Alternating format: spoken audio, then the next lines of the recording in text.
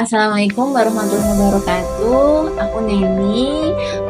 Aku seorang ibu rumah tangga dan aku mempunyai usaha yang bergerak di bidang fashion, utamanya di dalam produksi fashion.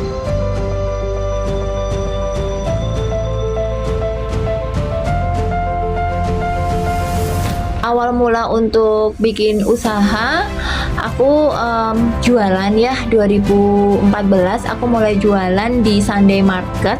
Kemudian dari situ mulai dari jualan dan itu membuat sendiri, jadi jahit sendiri terus jual sendiri. Tapi seiring waktu berjalan memang ada beberapa teman yang dia pengen membuat suatu brand dan jahit di tempat kita gitu. Nah akhirnya tercetuslah kita menjadi suatu suatu seperti tempat produksi yang memang di situ mereka sudah mempunyai brand dan jasa jahit di tempat kami gitu. Nah untuk motivasinya sendiri motivasinya sih kalau menurut saya untuk yang pertama, menjadi wira swasta terutama wanita harus dicoba. Yang pertama itu, yang kedua jangan baper, karena kalau baper akan susah ya. Maksudnya apalagi kalau wanita itu kan moodsnya nggak stabil gitu. Jadi intinya harus dicoba, dan yang kedua jangan baper. Itu motivasi yang pertama yang harus kita pegang seperti itu. Kalau yang namanya tantangan pasti ada ya. Tantangan sendiri itu sebenarnya dari diri kita sendiri, yang dimana musuh terbesar kita itu adalah diri kita sendiri, yang antara membagi waktu menjadi seorang ibu, istri, dan menjadi seorang leader di dalam bisnis sendiri.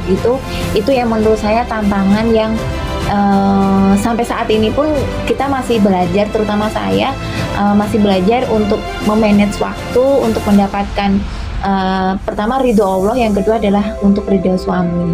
Itu sih tantangannya. Tapi dari tantangan itu kan kita jadikan untuk challenge ya, maksudnya untuk kita bisa seperti itu.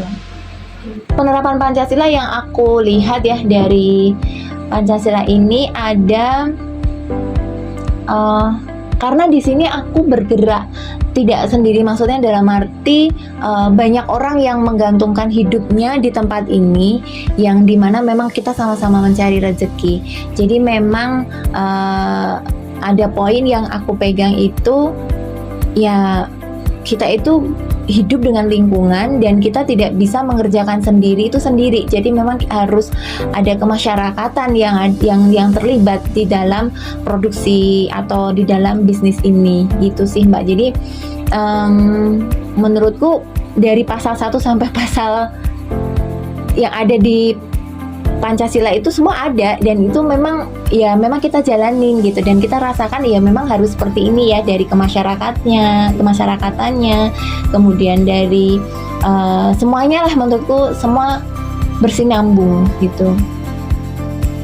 Keseimbangan, kalau ngomong keseimbangan kayaknya aku belum bisa imbang ya, maksudnya dalam arti belum bisa 100% untuk imbang, tapi berusaha untuk mengimbangkan seperti itu. Walaupun kita nggak tahu tingkat keseimbangan kita yang benar itu seperti apa, tapi kita berusaha. Jadi kalau untuk keseimbangan sendiri ya, kita sebagai porsi wanita mungkin pagi itu memang punya anak, jadi harus mempersiapkan anak untuk sekolah dan sebagainya. Kemudian memang harus ada masih punya suami pun juga kita harus melayani suami.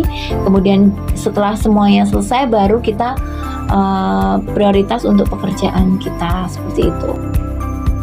Luar biasa sih menurutku ya, maksudnya untuk wanita yang bekerja itu sangat luar biasa, karena menurutku tidak semua wanita itu mampu dan mau seperti itu. Belum tentu mampu tapi belum tentu mau tapi belum tentu mampu, seperti itu. Jadi pandanganku, aku salut kepada wanita-wanita di luar sana yang dia mau bekerja dan dia juga mempunyai tanggung jawab di dalam rumah, seperti itu.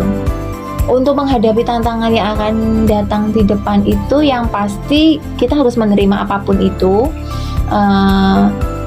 apapun keadaannya, apapun resikonya, apapun nanti yang akan terjadi. Yang pertama kita harus menerima dengan ikhlas dan legowo, karena semua itu akan kita nggak tahu nih apa yang terjadi, karena semua itu adalah kuasa dari yang di atas, seperti itu. Jadi kalau ngomong masalah tantangannya seperti apa, aku serahin aja sih Mbak kepada Allah kayak gitu. Yang penting kita harus siap dan ikhlas kayak gitu.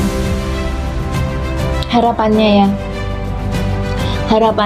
yang pertama, wanita itu harus kuat, wanita itu harus berdaya, dan wanita itu harus bisa mandiri. Di situ harapannya sih itu. Harapan untuk para perempuan dan wanita-wanita di desa Tengaran maupun di desa mana aja, harapannya sih kalian bisa, walaupun kalian wanita, kalian ibaratnya lemah, tapi kalian bisa untuk melakukan seperti apa yang laki-laki lakukan, tapi tidak keluar dari kodrat seorang wanita. Intinya sih seperti itu.